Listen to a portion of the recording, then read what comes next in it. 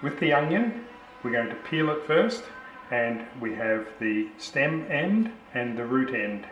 When we peel the onion, we need to leave the root end in, which this holds the onion together while we're cutting it. So if we take that right out, the onion will fall apart on us. So for the peeling, the paring knife, and then as we peel it, you need to have a bowl for your scraps so that you keep your work area clean, organised and tidy.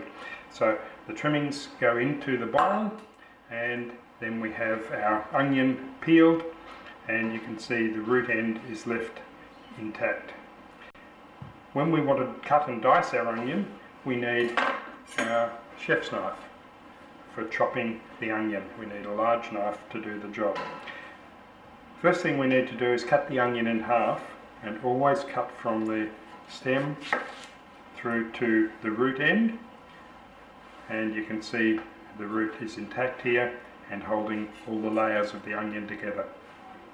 Lay the onion flat side down with the root end away from you, and we're going to cut firstly through to the root end, leaving the root end intact. So you can see here it's still holding, even though I've cut through there, the root end is still intact. When you're cutting, hold the vegetable firmly, but get the fingertips back out of the way underneath so that you cannot cut the end off your finger or your fingernail. And when slicing, put the knife against your knuckle. As you can see there, you can't cut the end of your finger because it's back out of the way, but the knuckle will guide the knife exactly where you want the knife to go. So we can cut through there as finely as we like and get a nice fine diced onion. When you're cutting through vegetables, allow the cutting edge of the knife to cut. So run it across the vegetables. Don't put the knife on and just push straight down. It doesn't work properly, it doesn't cut straight, and it's dangerous. So let the knife run, the cutting edge run across the food, and it will cut very easily.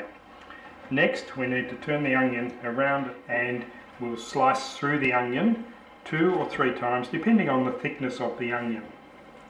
And again, let the cutting edge do the cutting for you. Keep those fingers firmly holding the onion, and keep the fingertips out of the way.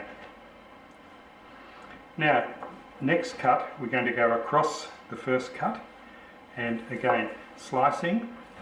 Not a lot of pressure coming down on the onion, otherwise you will squash the onion. This way, my knife is just sliding across the surface of the onion and cutting very easily.